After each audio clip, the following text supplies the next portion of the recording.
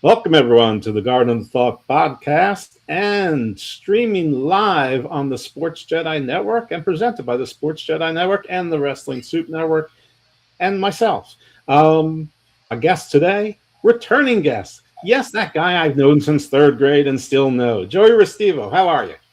Great. How you doing? Just trying to keep cool here. It's really hot, but I'm sure it's hot up there too. Yeah, it is, but I don't go outside, so I'm a shut-in. So it's not by court order. It's self-imposed for the most part. Okay, and it's for that most part that I'm not elaborating on. So today is July 5th. It is a holiday weekend. I wasn't really always even intending to do a show this weekend, but I'm here. I have no plans. I have no friends. I have no life. So I said, anybody want to do a show? And actually, Joey produced this concept, the idea of what today's topic would be. And I'm like, can you do it on the 5th? He's like, yeah, I'm good on the 5th. I'm like, all right. And as Joey said a bunch of times, first of all, he doesn't have social media to find and follow him. He's in a local Doors cover band, which we'll talk about at the end, I'm sure. But unless you're in the Wilmington, North Carolina area, you probably can't do much with that. And he's semi-retired, so he is absolutely nothing to plug to most of the world except for the North Carolina ad. He's just here because he likes to be here. And the topic he picked was Logan's Run. So Joe, why'd you pick Logan's Run? What prompted that? Well, it just must have popped up on my feed on the apps on the television because it's a 50-year anniversary of it. So I ended up watching it, and I know sometimes you like to tie things back to a timely topic. So I'm saying 50 years ago, it's been that long. So I was just thinking back to, when did I first see this movie? Did I see it in the movie theaters? Did we somehow sneak in? I think it was rated. There was no PG-13 at the time. So and just thinking of that quad theater in Limbrook, I think a couple of us did sneak in, because if you stuck in in the middle of the movie, there was no one standing in front of because they collected tickets in front of each one of the theaters. So I think we just had this thing down where wait 10 to 15 minutes. You missed the beginning of the movie. You get to see this movie anyway that they wouldn't sell you a ticket to, because your parents certainly wouldn't take you see this PG movie. So I really just started thinking a lot about it. I watched it again, and it really impacted me. I probably saw it maybe 10 times in my lifetime. But there's some really classic scenes in it, and I just think it's really just interesting. What about you? What are your thoughts on this movie? Yeah, I mean, it's an interesting movie. It's always stuck with me. I don't think I've ever read the book. So it's always been just a movie to me. But it's in that genre of dystopian movies, very much I don't know if it's a ripoff or an homage to Brave New World. I don't know which book came first, to be frank with you. Hopefully you know the difference. Obviously, I saw this movie before I had ever heard of anything called Brave New World. It came out in the 70s, and I saw it in the 70s.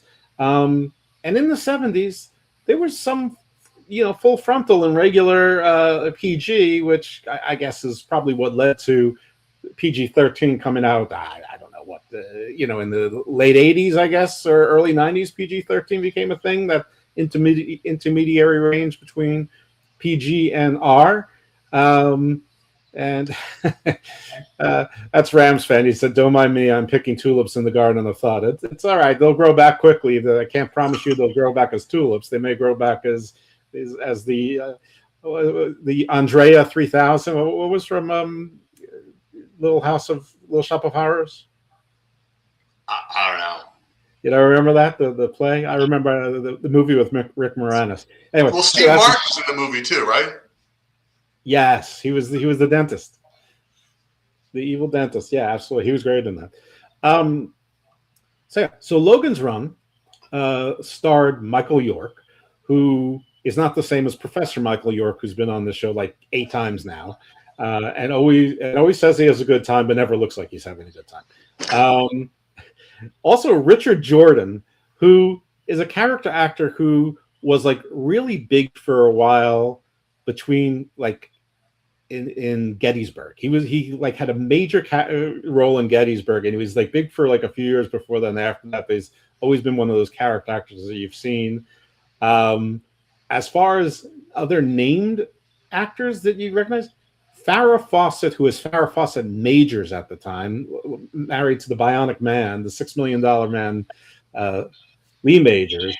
Um, and my God, Farrah Fawcett was just a ridiculously spectacular woman. In during the week, you're telling me about the female lead of the movie. I think her name was Andrea Gutter or something. And you're talking to me. I'm like, everybody looked like a regular human next to the goddess that was Farrah Fawcett. Yeah. I mean, she looked like she descended from Mount Olympus itself in the form of Aphrodite, except without much of a brain. Um, Yeah, and acting was not very good in this movie. no, her acting was terrible, but I it okay, so it might have been good because I think part of the point of the movie is that most of the people were supposed to be mealy brained.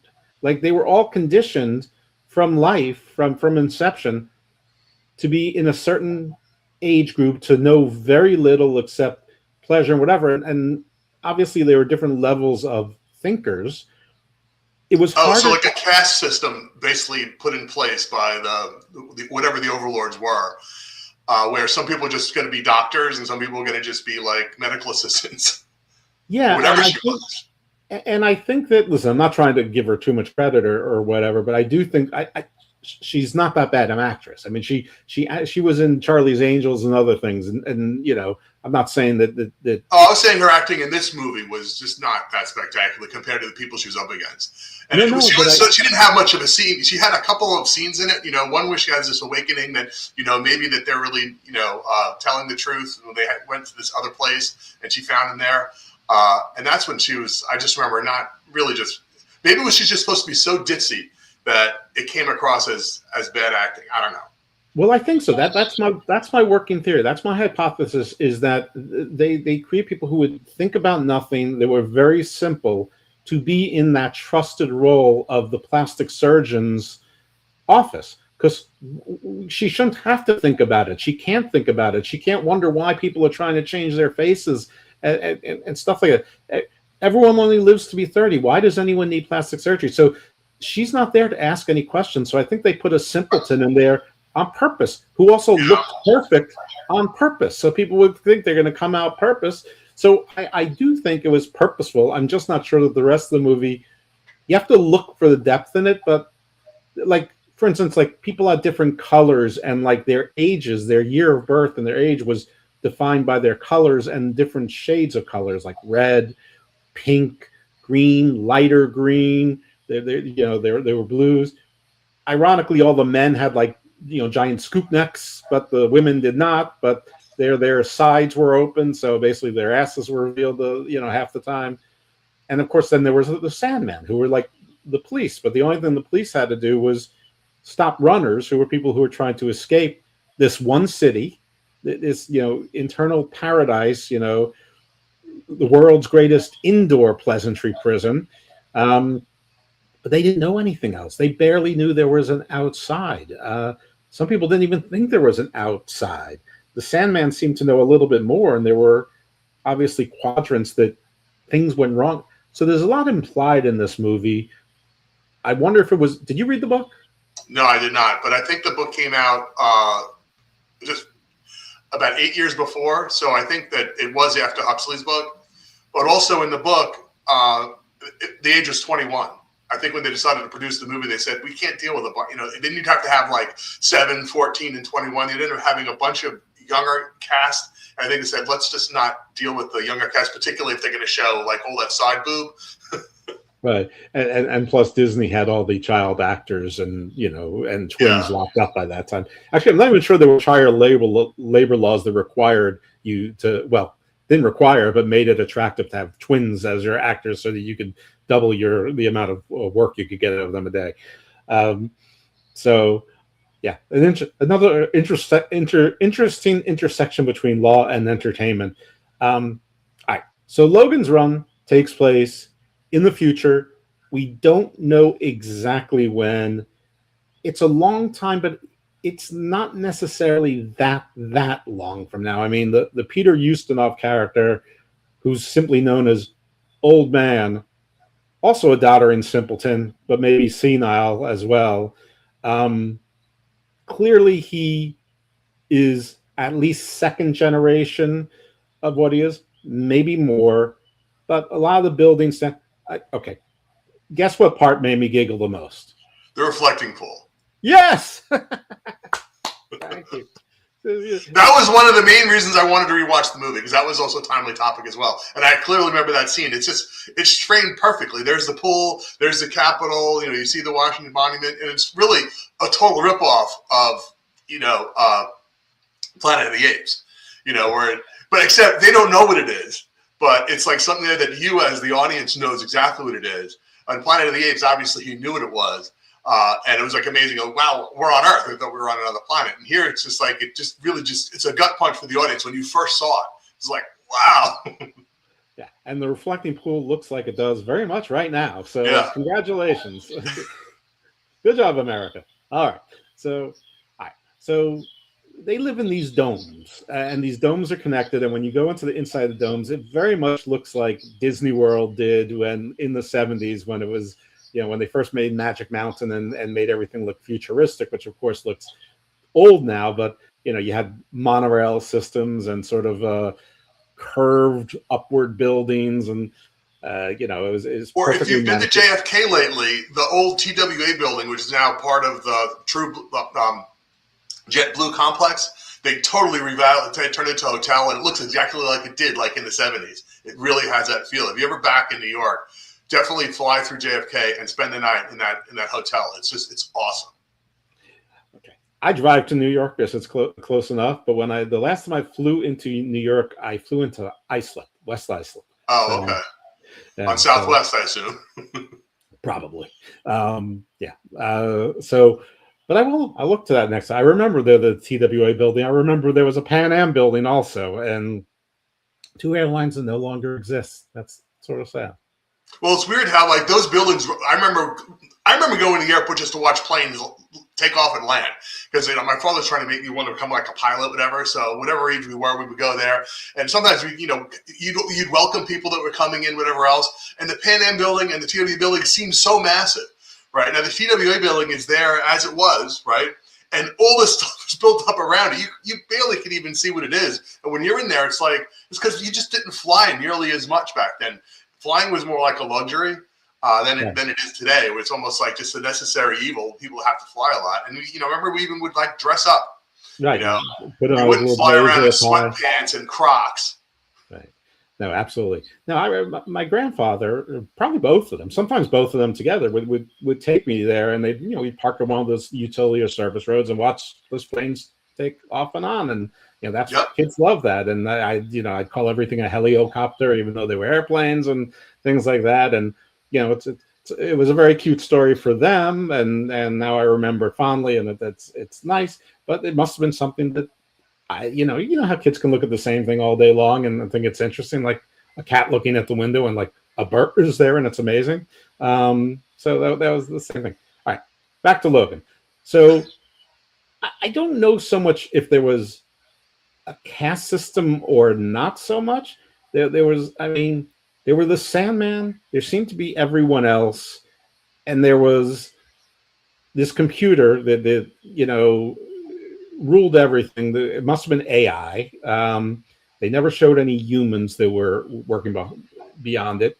The only other class of people we saw was, that I recall, was the doctor, his assistant, and sort of like they were like the Cubs. They were almost like the Warriors. Almost, it's like they were. But I think they said they had their own sort of rules where when you turned 17 or 16, they would kick you out. And they lived in like one of those. You had to take like one of those like tubes, like a Habitrail thing, almost felt like, to get there. And I'm not sure why they actually went there. They were looking for the Ankh thing, but yeah, they had their own thing. I think remember he called out one of the Cubs and said, "Well, once you turn 16, they're going to kick you out." Reminiscent of a Star Trek episode where that kind of like the same thing. But do you remember that they're saying that they could only be so old before they got kicked out of the Cubs? Right. And it said they're going to turn on you. And he said, how old are you? 15, 16? That scene was so weird. I mean, first of all, the guy doesn't pull out his gun. By the way, those guns, sometimes they could barely hurt a person. Other times they could blow a wall apart. uh, very inconsistent, and it's not like Star Trek where they would say set to stun. It was, you know, let's just say the special effects were very much before Star Wars, where expectations were lowered. But it doesn't matter. I think the movie, but I mean, they're all surrounding them with weapons, and none of them do anything. They cut the other Sandman pretty good. I don't know why they were delaying here, other than it's like pitch meeting where the screenwriter goes, because I wrote it that way, and I needed Logan and the woman to live, so the Cubs can get.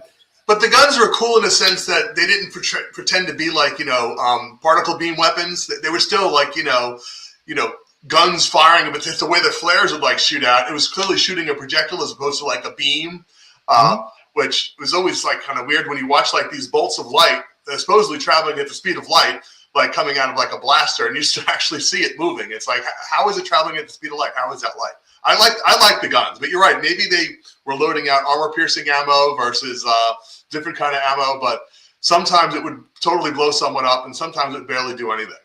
Right, and I don't know why sometimes they sent one Sandman or sometimes two Sandman, after the runners. I mean, I guess nobody learned how to fight or whatever the case might be, but you'd think that, like, somebody is that desperate to leave their entire society, you would need some backup. We have a couple comments from Rams fan who by the way, is actually going to be a guest on the show next week, so I appreciate him being here. It looks like he's coming to us from YouTube, which is actually good news. He said that they had a small airport, and his mom and pop there was a mom and pop diner there, and you could watch the planes go. So, while eating on the deck. So apparently this is something that like all kids like to do, and parents or grandparents would do it. He also says he's never seen the movie, so he can't contribute much on that, but he's just here to support, and we appreciate that. And maybe now you'll see the movie. It was free on Plexiverse, so I just watched it. When did I watch it? Friday, Joe? I told you when I finished it. I think so, yeah. And I watched it like as soon as I heard that it was the anniversary, and then remembered the reflecting pool scene because I had to see it for that. Okay, so I guess we should start sort of at the start. We are introduced to the movie. I mean, first of all, they give you a few paragraphs, sort of giving you the landscape of the movie and showing you the domes, and sort of outside the domes where there's some Land of the Lost like effects as to foliage and lakes and whatever. And then when you zoom into it's like Disney's world of tomorrow, not quite Futurama. And I think that the opening scene is that we are meeting Logan and what was Richard Morgan's character's name? The co-star, the foiled friend. The other Sandman? I forgot his name too. I'm sorry. This was just. I mean, let's call him something with a number because it was Logan's 6 and Jessica 5. Right. Well, they all have numbers, which I think tells you how old they are. And as far as Logan said, he had 4 more years, so 6 must mean he's 26 years old. I was thinking it was how many times they were renewed. No one got renewed. So that was the whole thing. But I mean, they had to fake people out to think they got renewed. Right. So there's something called the renewal ceremony, and everybody carousel, and everybody who it's their last day, they assemble, but also the entire the population of the city does, which is supposed to be thousands of people, and they did they gave us like about 100 or so people, but inside it's sort of like the Senate in Star Wars. You can tell it's bigger, and everyone's there in the different colors to watch. The people who it's their last day, which is I guess on their 30th birthday, we don't see their faces. They're all wearing masks and sort of black and white uniforms, and their masks are sort of like hockey masks, and it's a hope that some of them survive that and go through renewal. During the ceremony, they go through a beam. It's like if you've ever seen No One Can Save You, it's like the tractor beam where aliens abduct people. I mean, you've seen it in a million movies as well. And they sort of float up there. What is that chain where anybody can go and pretend that they're skydiving? Oh, where you like sit in this big room where there's all this air blows up. Yeah, you're in a tube. I've done it. I don't know that there's a chain. I just did one when I was in Florida. Yeah, no, it's a chain. I've done it too. Anyway, it's sort of like that, except you float on the up and the higher, but you're sort of swimming and waving around, and the people chant. It's sort of like gladiatorial, but nobody's fighting. Anyway, when you get to the top, you burst into flame and explode, and you never. But still, the folks there cheer when that happens. I guess it's the bread and circus. But they also believe that some of them get renewed, although nobody's ever seen anyone who gets renewed. They just assume that they got a new face or were born again. And maybe that's part of why they have a plastic surgeon there as well. There is some sort of black market involved in that. I guess which didn't make any sense because there's no money. But people found out about the plastic surgery clinic. I guess they could go there when they weren't supposed to. And everyone's afraid of the Sandmen for good reason. What was the other thing? The other thing about renewal is there were clearly some people who had access to other information, and the clue to who they were generally is they wore an ankh, the Egyptian symbol for fertility, sort of cycle of life kind of thing, which I guess is a bit of an irony. I'm not sure if it was picked on purpose. Probably it was. I'm not. I always thought that basically they probably timed the amount of births they had with the exact amount of people that got annihilated at Carousel and just renamed them and threw a higher number on them to say, hey, this is that person. Obviously, you don't remember anything about your prior life, but it's still you, and that was sort of like the subtext that, everyone's renewed. Everyone hopes they get renewed, but like they were controlling sort of the number of births because when we go through that birthing center, and they see all the babies. It's just like, all right, we just wiped out 30 people last night. We'll unfreeze 30 embryos and have them born. It didn't sound like they were like being birthed sort of like in a traditional sense. It seems like they were just like bioengineered. So it'd be real easy to keep the balance like that and then fake everyone out. No, you're 100% right. In fact, one of the scenes was that Logan was sure that one of them was his, and it might have been a new Sandman because it was time to birth a new Sandman. Yeah. And his partner's like, "What do you care?" He's like, "I don't know. That could be mine." He's like, "Do you know who the mother is?" He goes, "I'm curious, but I'm not crazy." It's like Logan was asking like some basic, simple questions, and his partner, I wish I could remember his name now. I'll just keep calling Richard Morgan. Was like, stop asking questions. What's wrong with you? Everything we need is perfect for us. And the Sandmen did live better than others. They didn't show you how they lived, but it was clear that they had a bit more spacious rooms and whatnot. Also, if you wanted to have Francis, it was like Francis 7 or something like that. Francis, I had to look it up. It's bothering me too. That's fine. This is better. We're going to call him Francis. Francis 7. Who only had 3 years left, and he's less curious if I crack the code correctly. But you could put yourself into something called the circuit, and that meant that you were available to have, you were horny that night, and you were available to have sex with, a stranger, and it clearly wasn't only for Sandman. It seemed to be for anyone, and you could sort of, it was sort of like, I guess, Tinder, if you both swipe right, the person would appear in that particular night. And when Logan first meets, now I'm going to do it again. I don't know her name either. The character that Jenny Agutter. Jenny. She's off Jessica 5 or Jessica 6. Jessica 5. Okay, better, Jessica. So when we see Jessica, she is clearly put off that he's a Sandman. And of course, we learn later that's because she's sort of part of this sort of resistance, or at least part of this underground tunnel. She has knowledge that others don't, and they're willing to, kill to protect it. And the dudes that she was with, we only saw 2 of them, but they didn't wear ankhs, so maybe it was just jewelry for a woman. Well, don't forget, she wasn't the first person that showed up in the circuit. for Right. him. Right. So He there's was, also that basically this is 1976, touching on sort of like homosexuality was probably almost near taboo to some degree for a PG rated movie. And then he even asked her, because like, are you into women then? So it was like almost like they double dipped on the whole homosexuality thing there. And then I honestly, I thought she was intrigued that it was a Sandman and that she thought she could leverage him to sort of somehow escape, and whether or not she was linked to the whole thing about the master computer like reprogramming him to seek out Ankh and whatever the name of paradise was, Sanctuary. It just kept coming up. What is the Sanctuary? that's an interesting theory. That's maybe almost as interesting as my Farrah Fawcett playing Molly or Holly theory. Yeah, I'm not sure she was able to stick herself into the circuit to do that. But one thing before we get too far ahead, that scene at the beginning, the carousel scene, was, for its time, was incredibly intricate. Because I mean, all those people were suspended on cables. That wasn't CGI, you know.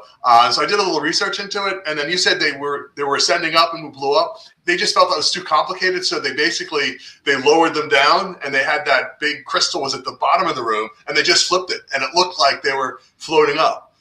Because they kept getting tangled up when they were going up and everything else. It just seems like all the stuntmen in that, like said so many times, they got all twisted around each other. It was an absolute mess. It was really hard for them to do. It's just, you don't really think about, like in 1970, 50 years ago, there was no CGI. They just basically said, how the hell are we going to do this? We're going to do it old school with cables. And it's like, it's just crazy. Right. Yeah. The old Greek play version of cables and all of that. So yeah, it was.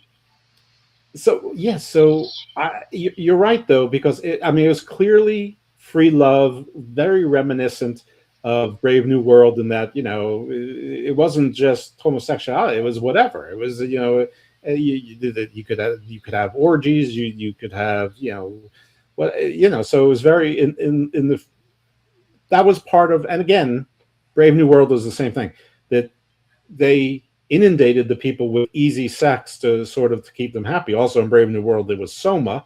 And drugs, yeah. Well, Soma was the drug. But I don't know. They didn't really go into what people ate here or if there were any drugs. I mean, there were drinks, which I assume were alcoholic. It looked like they were having like little aperitifs of, cognac or, Prosecco or, something. It was a little bit unclear, a little amo, but I'm not really sure. A little port. I'm just going through dessert wines that I can think of the name of. But yeah, Logan at first, I mean, he seemed more intrigued by her, but an interesting thing was they also talked about consent every time. So it was, do I have your consent? Do I have your consent? So while he would get a little pushy, he wouldn't cross any lines. There was something which was way ahead of its time, as far as movies and science fiction was concerned. I mean, this is prime Kirk sexing down everyone. Now, seemingly it seemed like he had their consent, if not their enthusiastic, participation. But the act of the free love having to require they both, I'm going to keep saying swipe right, because that's, as close a reference as I can do. But also they had to double check. And when she refused, it took her 3 times to say, no, I'm really sure. Then he's like, okay, goodbye. I'm sorry if you change your mind, let me know. But I really got the sense it was from a Sandman, because, that was putting herself into danger. I didn't think she was part of some sort of conspiracy or plan by Mother. I'm just going to call Mother, like Alien, the computer system. But you might be right. It could have been one elaborate plan. Anyway, the Sandman catch a runner, and on that runner's person, they do find the Ankh. And so after somebody is eliminated, a cleanup crew comes right away, and they dust it with some gas, and the gas quickly but slowly, in sort of disgusting ways, evaporates the person. It's like claymation video, like kind of stop motion crap that it looked like. Right. They turn into various degrees of a red blob until they disappear entirely. It's they didn't bother with like, going zombie and then skeleton and then dust. It was just red blob. Everyone turns into soylent, brick, instead of soylent green. But they do take the personal effects to like headquarters, and they put it in through some analysis, and then the computer asks the various Sandman to do a debrief. And then there's on the side, you can see there's different computer banks with a different color light representing the different shades of colors that the people wear. So it's clearly some sort of caste system. I'm not sure what exactly red versus green versus blue versus yellow does, if it's there to represent anything other than Simon and what years they're in. But there were people in different shades of those colors which weren't represented in the four primary colors. And I don't mean primary colors like paint. I just mean what they were on the wall. Anyway, the debrief for Richard Morgan is rather short and sweet. The debrief for Logan, and maybe it is because he's an inquisitive fellow. Maybe it is because he met the woman with the Ankh. See, Rams, we were able to fix that situation. Great. Yeah, now people know who we are. So look at that. Perfection in real time. You on the download, you don't know what we're talking about. Our name tags were not on the screen. Just for anybody who has any curious. So they had some technical issues in the background. So I'm just happy as punch that we're actually on YouTube and that somebody's seen us on YouTube. So so that's actually a really good sign. And now this is up here too. So that's cool. Logan's was longer, and there are very awkward delays in how long it takes for the computer to say anything, or when the computer doesn't say anything. Like if the computer isn't answering the question, it just shuts up, and you're supposed to infer that whatever the unhappy answer is, that's the correct answer. But it asks Logan about the symbol. He's like, I don't know what it is. I've never heard the word Ankh. I've seen it. He didn't mention Jessica, that he saw a woman wearing it. So he's sort of protecting her, because he wants to get down with her and bogey. And then they ask about sanctuary. And he's like, I've never heard that phrase. And then they're like, we need you to run. You're going to go undercover and get involved with this Underground Railroad, cult, sect, whatever. People who know the truth or some inkling of the truth. You need to get their trust, and you need to run. And he's like, can I have backup? They're like, nope. He's like, can I tell the other Sandman? Nope, it's super secret. And you've got to do this on their own. And then you've got to go and destroy Sanctuary, because there was 1,156 people that are unaccounted for that were not renewed. And that's where Logan finally realizes that nobody gets renewed, because Logan asks, but people get renewed, right? Pause, and the computer says nothing. Has anyone ever been renewed? And the computer goes silent. And right then, and as part of the scheme, they had so everyone has crystals in their palm, and the crystals, as long as they're in a certain color, you're fine. It's red, I think, for everybody, and when it's blinking, that means you're out of time. It's time to go to carousel. And that's when some people run. People don't usually run before that, because I guess life is good. And the system, whatever, it's like Ring cameras. They sort of know when somebody's running and where they are. And for the life of me, this city and this complex looks pretty big, but the people who are running pretty much seem to be that they start in the main plaza. And I guess maybe they didn't have much of a budget for scenery, but like, it's not even like they were taking the monorails to these sections that were limited, like where the Cub Boys were, the Forever Boys were, and sort of. I mean, I got the impression that some of these areas had been used and then became unusable because whatever. Maybe the truth got out too much. Maybe things degraded. Maybe the technology was breaking down. Because why else would there be places that the monorails stop that are sort of ungovernable? And did these Lost Boys count in the population? And did these Lost Boys count in 1156? I mean, I'm going with the assumption of no. Anyway, my earlier point was, how is Logan alone with one firearm supposed to kill 1156 people? I don't know. The other thing too is that they find this ankh on the runner, and yet Jessica's wearing it like freely around her neck. It's almost like, hey, you know what? This is sort of like the secret society of people who are going to run, right? And to your point earlier, maybe like why wait to the very last minute when you're blinking to run? Why not run like a couple of days before? You'd probably be able to get, especially if you knew the secret passageways through whatever the hell the sewers and stuff they went through, which we'll get to later. But it's like there was a secret way to get through, and obviously using the ankh was sort of like the key. So, or a couple of years before. Like, yeah, I mean, I know life was good there. Everything was provided for them, and they had happiness. They didn't seem to have much in the way of jobs, though a few people did. I'm assuming the colors, like Star Trek, represented some sort of job that you were in, although it might just have had. I'm sort of rejecting the year of how much time you had left on your, on your lifespan, because of the shades of color. So unless when you were 23 and a half years, you went from light green to dark green on this, the second half,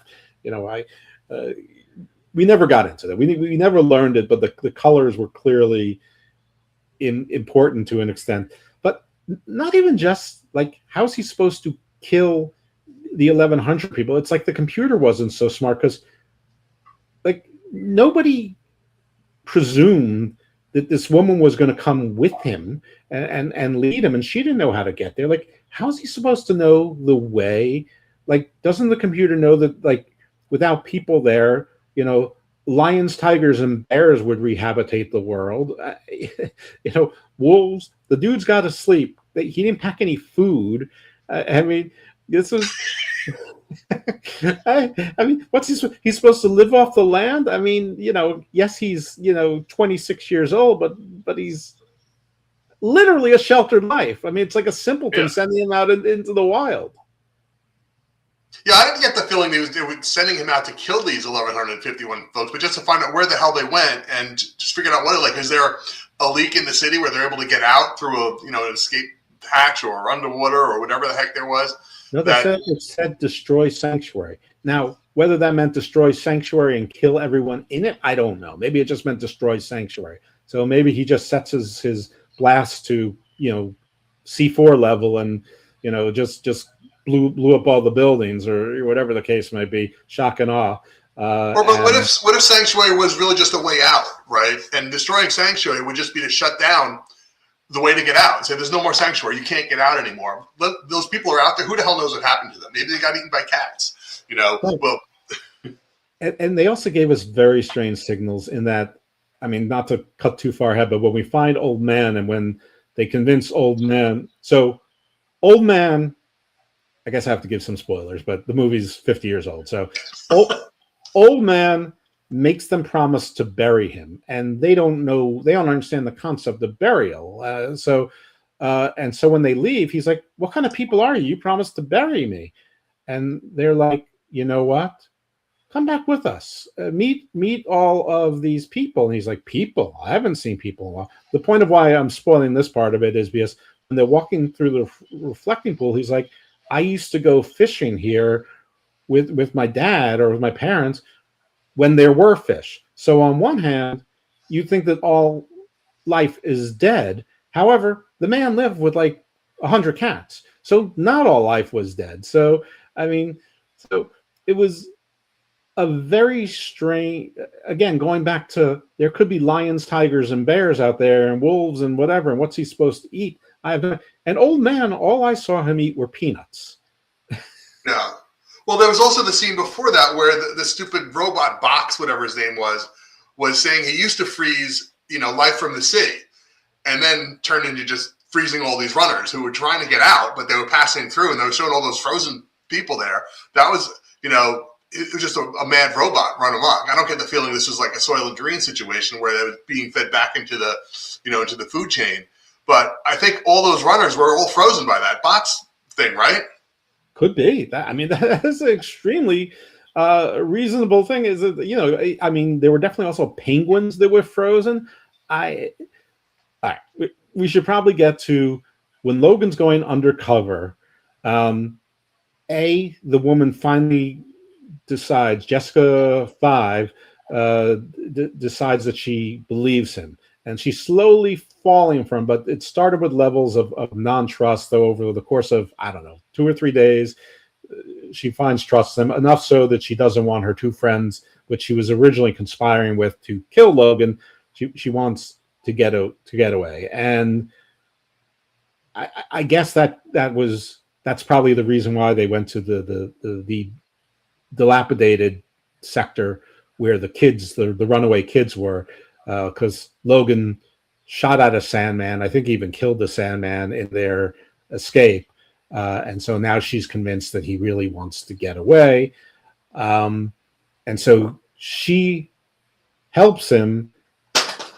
And as part of the help, he's like, I'm going to change my face, even though it doesn't work. We already, you know, one of the earlier runners was killed, and his face didn't match the face on Logan's camera. And the computer's like, confirm it's the right body.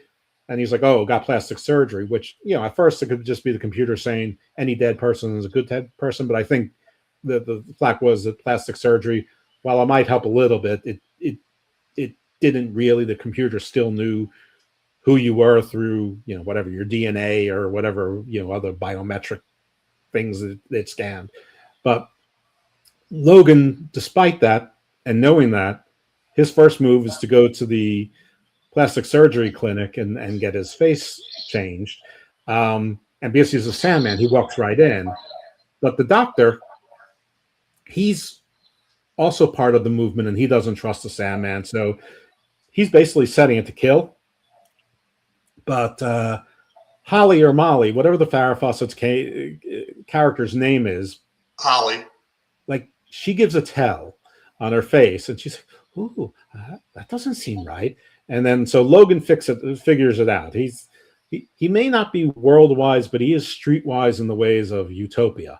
And so they get into a little tussle, and eventually the doctor ends up getting, you know, cut to slices, though not really, but killed on his own laser machine, which was set to laser you but not instantly heal you, which it could also do. And there was no sort of anesthetics used, so Logan was of his complete wits and sex appeal. The doctor also said it was that Logan's like, "Hey, you look great." He's like, "Yeah, it's my own work." And so the doctor too was not old, but we don't know what his full age is, and you know, we have no idea whether his status and his ability to wear silver, which of course all people in the future wear silver bodysuits. We don't know if that meant he was allowed to live longer, but just you know, look younger. Anyway, Farrah Fawcett. That's a cue. Yes, so she ends up showing up again when they're down with the Cubs, right? Like she followed them there? not with the Cubs. So so they go through these. So the way out, there's obviously a bunch of levels, including the way with the Cubs is not the only unused portion of. I'm just going to call it Utopia. They never use that name. I'm going to use it as the city's name. They just call it the city. Everything is very simple names. The city. But the city has lots of unused places, which for whatever reason, you know, probably maintenance and whatever. I'm not sure who uses it, who fixes it, who keeps it up. If they just let it die and then they start again, or if the computer, you know, cycles it down, or it has its own life cycle. But whatever it is, they go through sort of unused levels that, you know, seem like more warehouses, but they're still part of the complex. And right outside that door, there's a bunch of people there guarding it. You know, there's like 25 of them already, you know, and they're there to stop Logan and Jessica. And then Holly comes out, and she's like, "Hey, those are the guys that killed Doc." And you know, that's right where Logan and Jessica are trying to convince them that they're trying to seek sanctuary. They're on the right team. She saw Logan kill a Sandman, and she's like, Holly, don't you remember that Doc was trying to kill Logan and Logan fought for his life? And like awkward pause, and then Holly, the oatmeal brain, which again I think was perfect. She's like, oh yeah, that's right. And then and she's like, what about the other Sandman? Oh yeah, there was another Sandman, and Logan shot at him. And then they're like, oh, maybe he's okay. And they're sort of like debating it, though you can't see their faces because they have like these, I don't know, light spears that blew hot gas. It was unpleasant. And then, but the Sandman were tracking them, and they set their phasers to blast and blew out the wall. And Holly and others got killed in that. And as the Sandman are chasing all of the people who are guarding the Underground Railroad, Logan and Jessica use this as a opportunity to escape. And Logan's blasting away at friend and foe alike because they have no friends, and they make their getaway. But that's where Holly died. And I mean, she was probably in the movie for a total of 7.5 or 8 minutes, and she was like the fourth or fifth listed actress on the credits. By the way, thank you, Rams fan. Appreciate your and maybe even the highest paid.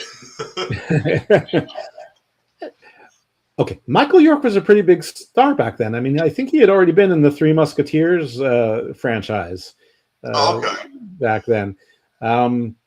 Not 100%, but yeah, he was a pretty big. So was 50 years 2026? It was 50 years 2025 or 2020? Like, what was the original year of release of the movie?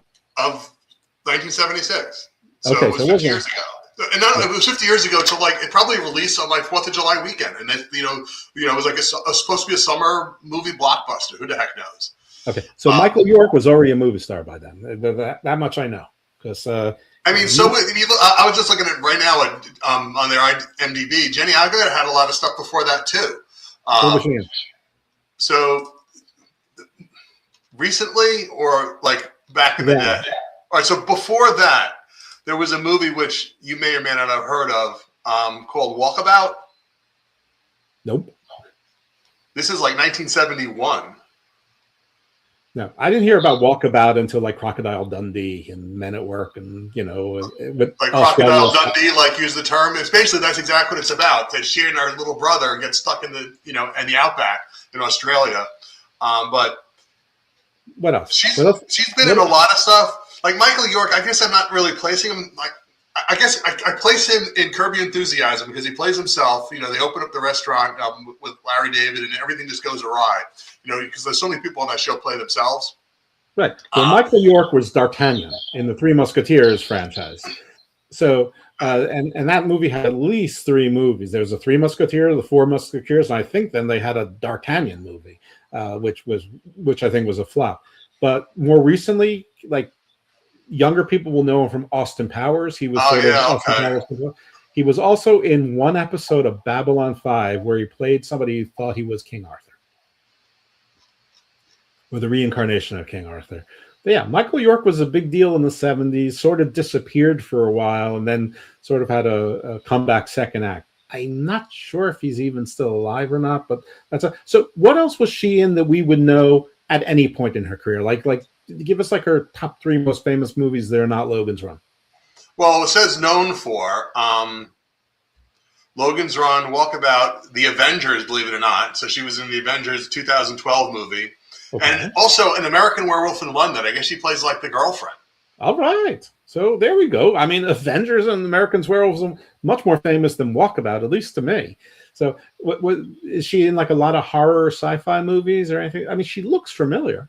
She's also Call the Midwife. She's in 134 episodes of that. Of what? I don't watch it. A show called Call the Midwife. Never heard of it. Anyway, she's in 134 episodes, and it's still running. It's 2012 to 2026. Wow. Okay. All right. Well, a solid working actress. All right. Well, Captain America, the Winter Soldier. She's Councilwoman Hawley. That's from 2014. Well, then she must be Councilwoman Hawley also in Avengers as well. Oh, yeah. Okay. World Security Council. That's how they credit her for that. Okay. So she's still doing stuff. So she's part of the Slovakia Accords or whatever that was called. I'm really not a big comic person, so I couldn't tell you any of that stuff. It's your one piece of geekdom that doesn't fit in the puzzle. So, yeah. Okay. But anyway, she was like probably at her prime in this movie, kind of way, the way we was showing off her body and everything. She was like, she turned into like, she wasn't Farrah Fawcett pinup, but she's still like, the posters of her from that movie just like actually did like make circulation. Yeah, no. She's a little bit girl next door. Obviously, not really the girl next door. Very pretty, but I mean, with Farrah Fawcett again, after Heidi. But I think that she was cast purposefully to. I mean, Farrah Fawcett is like probably the original big time mainstream pinup girl. Though I mean, certainly there were Sophia Loren's and Raquel Welch's before her, but I think Farrah Fawcett brought it to everybody's bedroom, so to speak. Made it. Anyway, not important. I mean, it is important, but it's not important for this particular show. We can probably do another show on pinup girls in the 70s and 80s. Maybe I'll get Heather Thomas to guest on it. Probably not, but maybe. Anyway, so they get away, and while the journey is fraught with peril and danger, it's fraught with almost no peril and danger. I mean, they don't encounter a rattlesnake, they don't encounter quicksand, they don't encounter scorpions, they don't encounter any animal life, no other people. They make their way, within a day's walk to Washington, D.C. So obviously Utopia is, I don't know, let's just call it Fairfax County. I mean, they... Or maybe it's Baltimore. You think you can walk to Baltimore to DC in I don't know. They walk from DC to Manhattan in that stupid the day after. No, not the day after. The day after tomorrow, in the middle of like frozen tundra. Well, maybe they skipped the downhill skiing parts of it. I don't know. That's not a realistic walk either. So yeah, I don't know, but everything is all swampy and deciduous and whatever. And, DC reverted to a swamp and all the buildings are covered with ivy. We see the Lincoln Memorial, Washington Monument, the Capitol building, but they're all structurally intact. Yeah. They see Lincoln and the Lincoln statue and his face is there. And, they've never seen a beard. They've never seen lines on somebody's face. They only have the vaguest idea that maybe it's a giant, maybe that's what getting old looks like. What is all that? And it occurred to me then that nobody in the movie did have facial hair. And that goes sort of well with yours, that in the book, the kids are like, 9, 12, 14. Though at that point you can get peach fuzz and you have to start shaving, but let's just assume that they genetically altered that out of people and that they no longer showed signs of aging other than, basically gradually, getting from infant to 30. We did see some children in there, but children don't have parents. I mean, it's like taboo to know who your father and mother is, though clearly it's conceived through the circuit, or at least the people believe that it's conceived through the circuit. I shouldn't say clearly because maybe it's not at all. Who knows how the youths are harvested? Also, I got a strange, when they were in the nursery, there were two sides to the nursery, and one they were looking at fondly, and the other they were looking at not so fondly. And I was thinking that maybe it was too racy for the movie, but I was thinking that maybe on their right, as they were facing us, the side with the darker windows, maybe that's where they put the defective children, who maybe that's what they were going to repurpose for food. I don't know.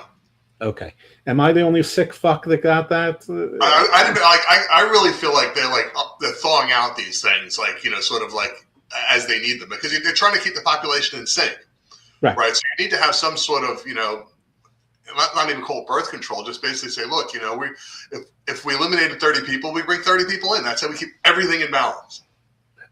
So one thing Logan's Run has in common with Star Wars is that the stormtroopers have really horrible aim, and they do sort of establish that with Logan in the beginning, where he you think he's playing with his food at some point where he keeps missing the runner, and I think sometimes he was, but most of the time he was just missing. And then Francis 7 shoots the guy. Is like, you were taking all day. I had to shoot him because you kept missing.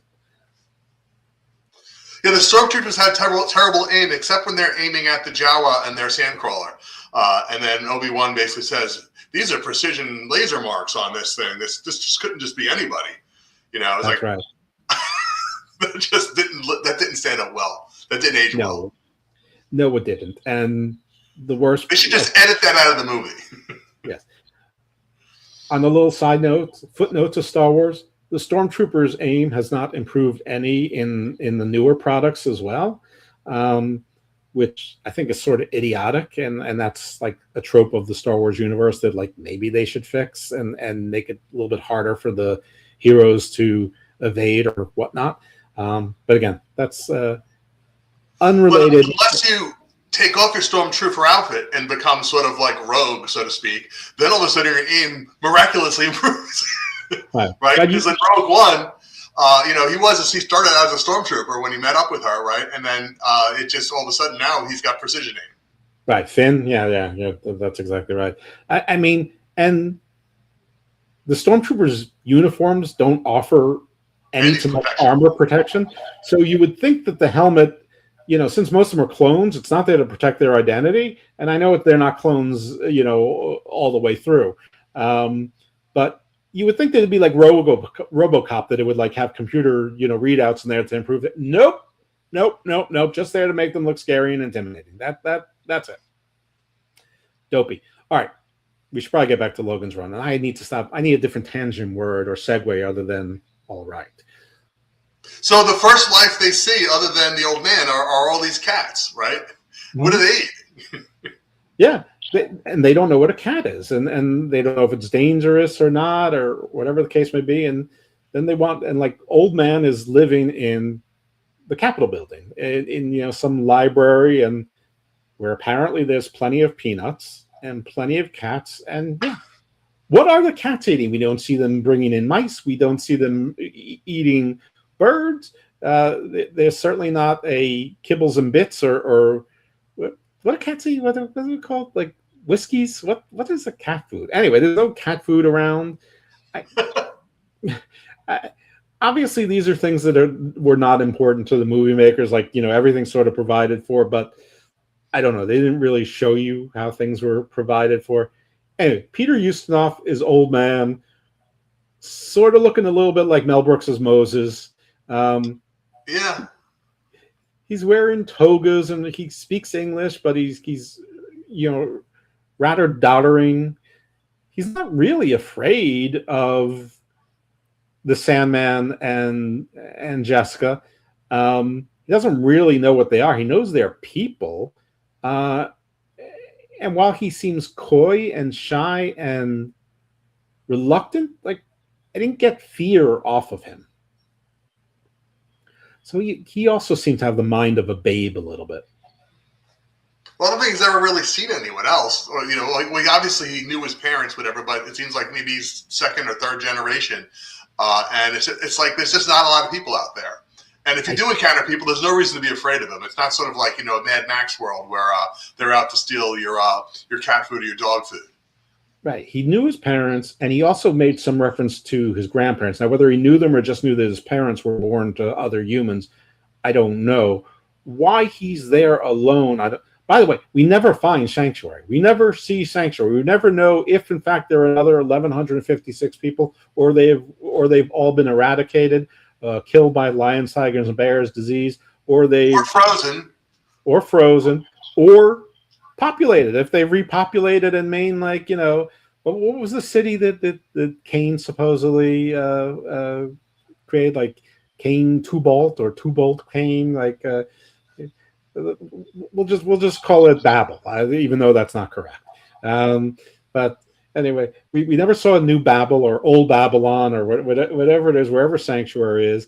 We never saw anything with Peter Ustinov, any source of knowledge, food, sleep, whatever. And they're like, can we stay here? And they're like, sure, it's the people's building. They're like, well, it's the people's building. So that much was instilled in him. He knew there was, and then, but he said, it says it right on the wall. So he could read. They're like, what people? And he's like, these people. There's pictures of them all over the walls. I don't know. But he, of course they wanted to see, they didn't know what a beard was. They're like, your hair is white. He's like, yeah, it's been like that for a while. And they ask his name. He's like, oh, it's, I wish I could tell you, but it's been many years since I've remembered it. And, while he's old, he didn't seem to be like, 1,000, but, I guess the implication is maybe he is. But, and then since they don't know what old is, they're like, come with us on this long, long walk with no supplies. And he's like, okay, sounds good. Nothing like who's don't forget, first he wants to touch the cracks on his face. It's like, do those hurt? And then I touch them, and that's when she's like putting her hand out, and he's kind of like, what's this young hottie? He's like, one all of a sudden he like wants to touch my face. But is this made? Do those cracks hurt? Well, he also, he had the, the temptation, like it's like he was tickled. It's like when you push like the Pillsbury Doughboys, belly. He's like, hoo. It's like, I don't know if he, maybe it's that he just hasn't had the touch of a person, period, or if it was, a young woman, and it's still got him excited a little bit, or just like nobody's touched him and he wasn't socialized, or all of the above. But like he never said, I'm old and like, walking all day to your city. That, I don't know if I have that in me. But, just like they say again in pitch meeting, it was super easy, barely an inconvenience. So off they go, and he's sort of giving them a tour of things. That's where he talks about that there used to be fish and now there's no fish. I guess at some point indicating the reflecting pool was populated with fish, and I guess they ran out of oxygen or whatever's in a reflecting pool to have fish. There's no fish in the reflecting pool now. I guess at some point someone put them in as a fishery, or I don't know. Like the little details about touching the lines on his face and asking if they hurt. I think that was a really good little detail, but there were other little details that they just completely skimped over, which obviously, like if someone was to redo Logan's Run, I would like them to touch upon all of these little details. There was a series. I remember that vaguely. Tell me about the series. I don't think I watched it, or I did, and I never rewatched it. Apparently, it was horrendous. They just didn't have the budget for it, and I think it came out too close to like after Star Wars, and people just kind of lost interest. But I think I was reading about it. The biggest issue it had, for some reason, it ran against Monday Night Football. It's like only 3 channels, right? It's like, okay, let's do this on Monday night. And since the football season would start the same time the new season would for, remember like it was September that you'd always get all the new shows. And after around like March, you're watching reruns, and you'd look forward to getting this. So it's like, all right, let's start a new show and let's run it on against Monday Night Football, starting in like September or October. So I think that was it. I think they didn't even, I remember just reading about it. They said that they didn't even air all the episodes. They canceled it and said, all right, we're not even going to air this episode. So some of them, I don't even think you could stream it anywhere. But I'm not sure it's worth watching. It's probably not. And it's not the only sci-fi movie that they tried to turn into a TV property. I remember the Planet of the Apes had a TV show that was on for a short period of time. And they had the guy, Roddy McDowell, just play a different chimpanzee named Galen. So, and then they had 2 dudes in it who looked vaguely like Starsky and Hutch, but they weren't. In fact, the blonde guy, he was the guy who replaced, who was Marshall from Marshall, Will and Holly on Land of the Lost. They had like Uncle Jim or Uncle Rick. Oh, yeah, okay. The uncle came in. Right. Well, it's the same actor. He played the main human, the blonde guy. And I think that the brunette guy might have been like one of the cops on one of the like Adam 12, ripoffs. But also it's like that's around when Glenn A. Larson came into the world and gave us like Buck Rogers and Battlestar Galactica, so Star Wars really up what people were expecting when they were watching sci-fi on a screen. And I know that some of that stuff is semi laughable now, but back then, you know, Battlestar Galactica, it was a spectacle on TV. There was nothing like it. Um, so yeah, poor Logan's Run. So anyway, they do come back, and on their route back, they come to what is sort of like cascading waters over what's clearly man-made, and there's steps, and it's so Jessica Five had never seen it before. Logan knew it was there, but he's like, I just always assumed it was part of that we got power from the running water. So basically, hydroelectrics plays some role in it, but he knew enough, I guess, as a Sandman to know that it existed and was there. But she didn't even know it existed, and she had no clue what it was for. He at least had some clue as to what it was for. So the Sandman clearly have a little bit more on the folks. Anyway, they tell the old man to wait there as long as he can, which is an undetermined amount of time. And obviously the man has a lot of patience because he's been hanging around in the Capitol building for, I don't know, 100 years. They go in, through the back way. They retrace some of their steps without barely any encumbrances. It's just so coincidentally another carousel. Now, here's a question for you. People, I guess they control the dates of birth, which is again feeds to my maybe they somehow figure out who's pregnant and they take the eggs out and they only use certain fertilized eggs, because otherwise they would have to have carousel every day. And it didn't seem like it was a daily occurrence. It seemed like maybe it was like a weekly occurrence. Did you get that sort of sense as well? It definitely was. It was a pretty common thing, but I think it was like, bread and circuses. It's like, back in ancient Rome, there was something going on, like, in the Colosseum almost every day anyway. It's like this way to keep people sort of like, amused, so to speak. And maybe not every day. Maybe they had to have like a quota to say, hey, we're going to just like wait for there to be like 30 people to put up. Otherwise, there's only one person. It's like, it's going to be pretty boring carousel. And so they get to the one of the walkways or one of the upper levels overlooking carousel. And right before it's starting, they make an impassioned plea to the crowd who's barely listening. They turn around, but they're not interested. They want to go to carousel. They've been programmed to go to carousel all their lives. They still believe in renewal. And Logan's making speeches. He's really beating around the bush, which seems to be foolish. She's a little bit more convincing. No one gets renewed. Have you ever met anyone that's been renewed? And in the course of this, I don't remember if the Sandman come after them then, or it's or it's earlier when Logan has to kill his friend Francis. But at some point they say something where the people do decide to follow them. I don't know if we see that or if we just see Old Man, who's managed to build a fire on one of the... Did they show their crystals were clear? Is that something that got them? Because when they went to themselves, their crystals turned clear. Then they said, "You don't have to die." I've been outside. I've seen it. And then next thing you know, they're all outside seeing the old man with his, like, you might as well be fishing in there too, like the rod and reel. Like where'd you get that? Right. And how do you start a fire on one of these, cement, blocks? And where do you find the wood? And anyway, old man, there's clearly more to him than meets the eye. But they all come out and they sort of form a semicircle around him. And, they sort of touch his face and he sort of giggles because the first person is, a young, blonde, attractive woman who's, curious. I didn't bother to remember the color to see if certain color garments have more curiosity than others. I don't think that was really even part of it. And he sort of had the same shy, giggle tickling effect when she's touching his hair and his face and pulling on his beard, and and I guess he doesn't mind being a zoo animal because now all of a sudden he's around all these people and they're all young and hot, and that's it. That's the end of the movie. I guess that ends the society as they know it.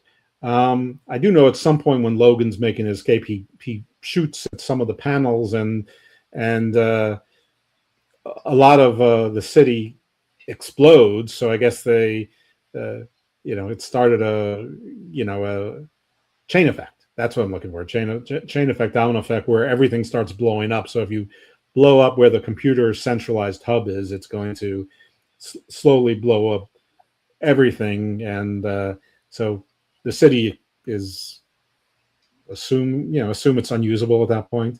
And now these people are going to have to live off the land who are somewhere between 0 and 30 and have no idea how to live off land. And they have an old man to guide them who at least knows where they can find peanuts and cats. And cats, yeah. I presume they will together find sanctuary, or maybe they are sanctuary. I don't know. It sort of was an abrupt ending, but sort of fit with the rest of the movie. But what do you think we're to learn? I guess one is paradise isn't so paradisical. Wake up, you are living in a matrix a little bit, or utopia really is dystopia, and free will is better, or in order to have this kind of a perfect life, your lifespan has to end at 30, which, kind of sucks. I don't know. What did you take from this, and what did you think the end was supposed to tell us? I don't know. It probably wasn't a very good book. The movie just happened to come out at the right time. Even if they made that movie now, and they had all these great special effects and everything else, and had proper blasters and whatever, I don't think it'd be very good, because it's like people expect more from a story now. The only reason why I like this story is because I remember it from like 50 years ago.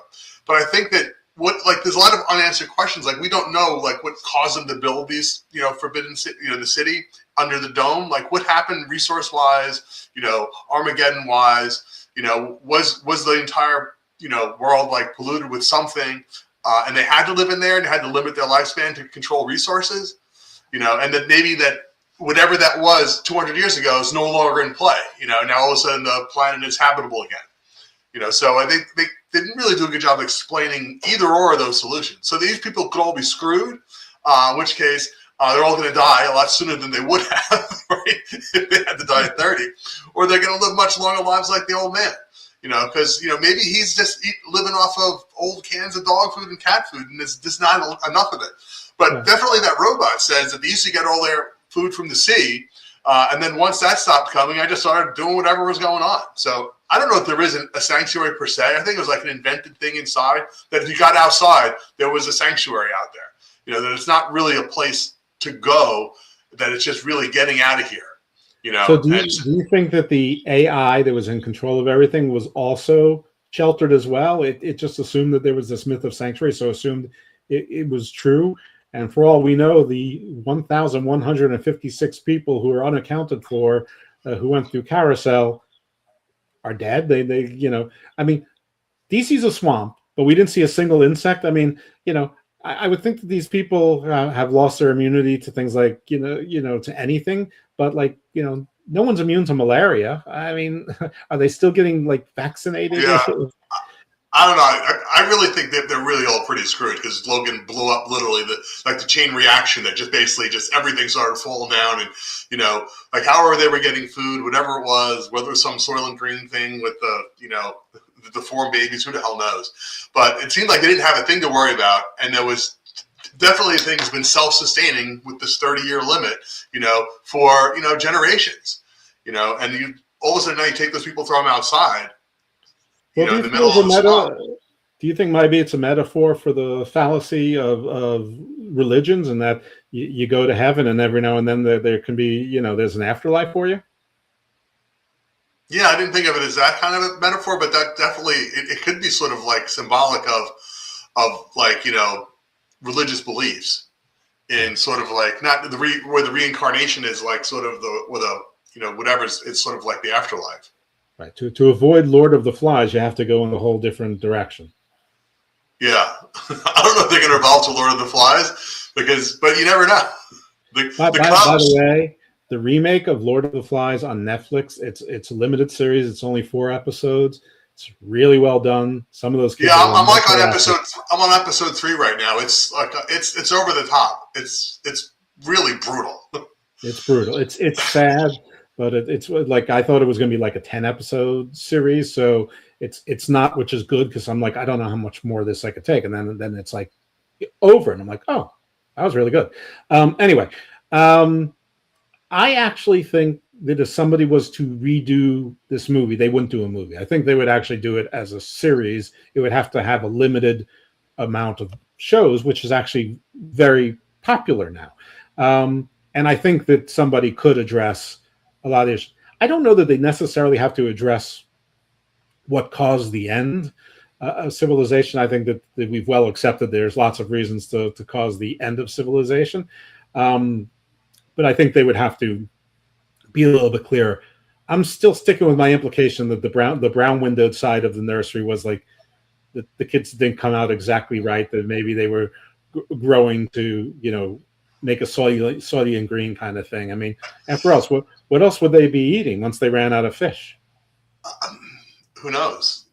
I mean, they maybe they had greenhouses in there, or who the heck knows? So just also, they kind of did remake this.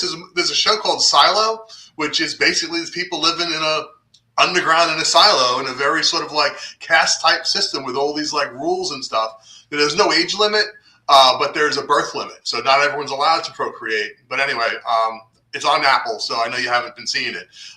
Just dropped its episode 1 of season 3 over on Friday. Very intriguing concept. We still have no idea what the hell the silo is.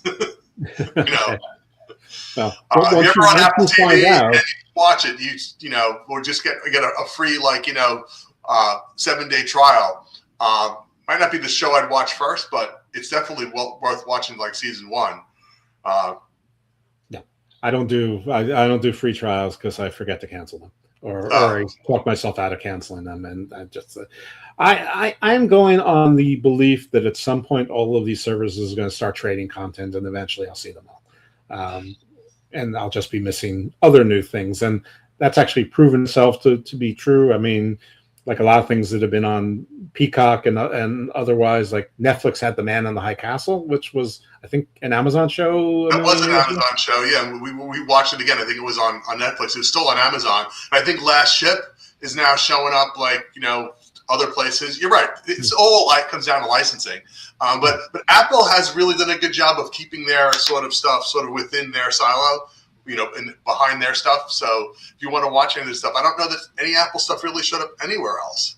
And some of it's extremely popular, like Ted Lasso, because it's not, dystopian horror, whatever else. It's just comedy. Everyone can kind of relate to it. I saw the first. I saw all of the first season of the morning show except for the last episode, and that was a good show. That was very enjoyable. Very Aaron Sorkin-esque in its own way, with a little bit of Succession thrown in there.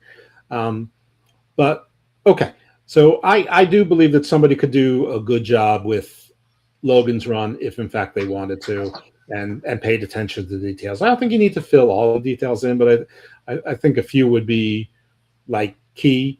I don't know what I would do with Sanctuary, but I definitely think that there should be things like insects out there in the swamp. So, I think it maybe came down to budget and or just lack of thought. For all we know in the book, they could have actually mentioned there being sort of some wildlife out there. Hey, something else I wanted to mention too is that that water cascade scene. That's actually a real thing in Fort Worth, Texas.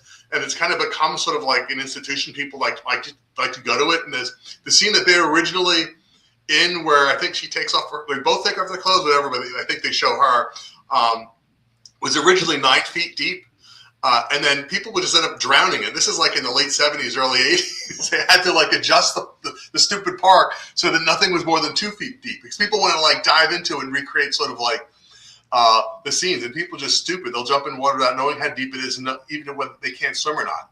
So I think it's actually still there. I'm not sure if it's just it's probably just something in a in a city park, just as it's probably not nearly as big as they make it look. It looked like it was like a water hole. It wasn't even lagoon sized. I mean, it was a small pond, if anything. Folks, learn to swim. I mean, yeah, I know. Yeah, and parents teach your kids how to swim, at least so that they don't drown in 9 feet of water. I mean, it's like they talk about the deaths attributable to the heat wave in Europe or in France and saying, oh, this many were drowning. It's like, I don't understand, how is the heat wave linked to drowning? And then they show these people jumping off 40-foot bridges like into the Seine.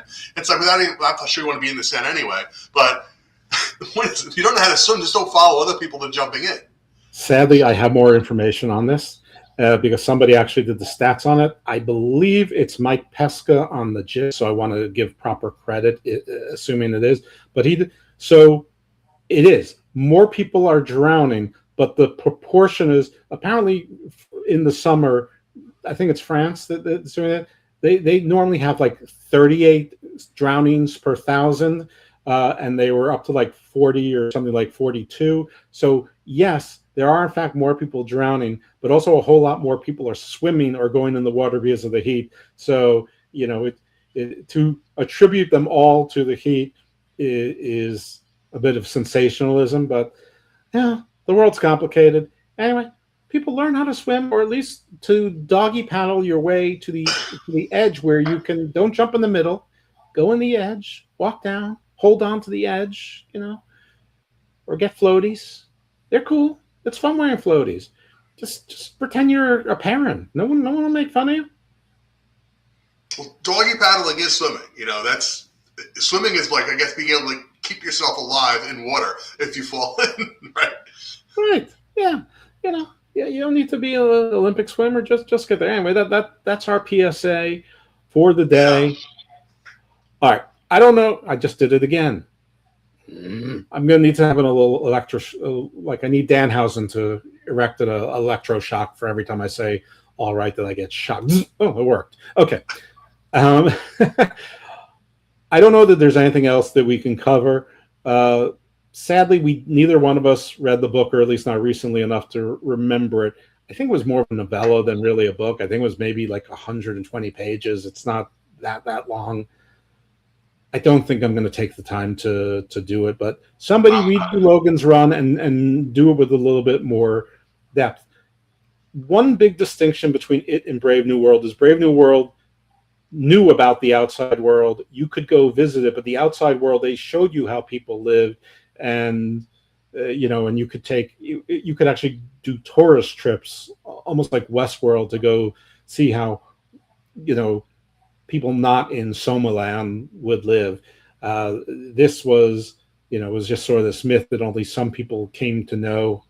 How they came to know it, I don't know. I guess through the Underground Railroad, some people came back and gave information, and some people elected to, have shifts of being guardians in this transition period in the domed warehouse aspect of it, where also we saw no food or sleeping quarters.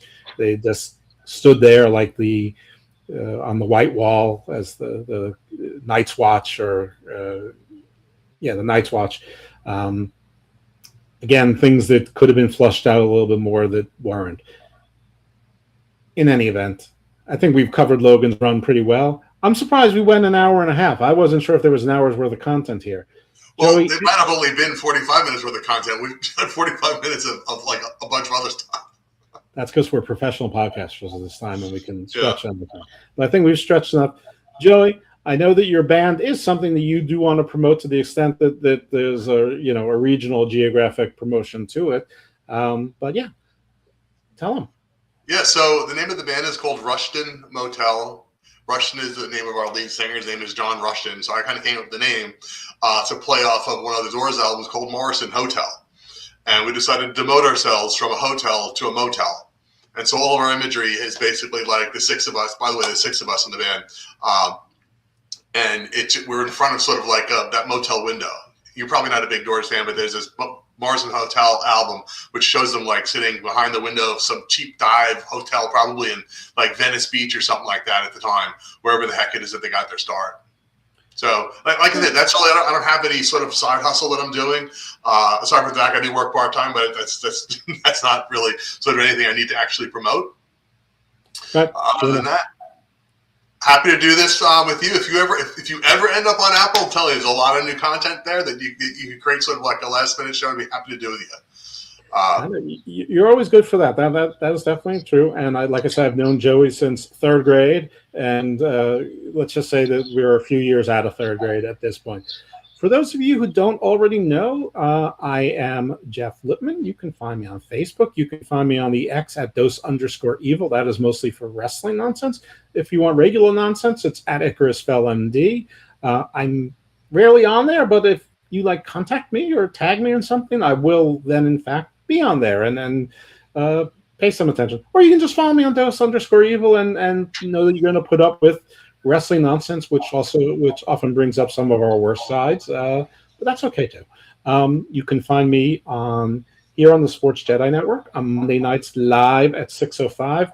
Do the MLW Files, probably the only podcast dedicated to MLW, and certainly the only one with my best friend, Mr. Thomas, erstwhile of MLW and the godfather of the Boumaye Fight Club. You can. We also did a Great American Bash NXT review here.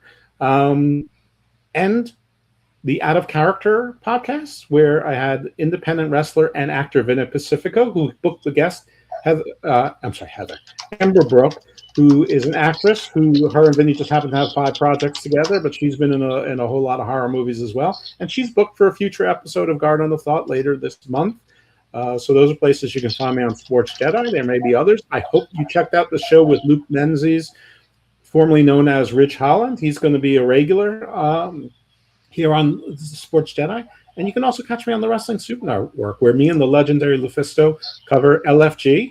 Again, one of the only podcasts covering the LFG. And there's lots of fun stuff great content on Wrestling Soup, but also on the Wrestling Soup and Friendos, which is a separate feed where a lot of the people who are part of the Wrestling Soup family have their own original content as well. And Sports Jedi is kind enough to share some content with us there, as is the PUWF. So thanks to all those people and folks. But yeah, find and follow me. I love being found and followed and all that stuff. And please subscribe here. You can subscribe to my YouTube channel at gardenofthought.pod, and you can find Garden of Thought where all your podcasts are found. Thanks a lot, folks. And remember, stay evil, my friends. All right.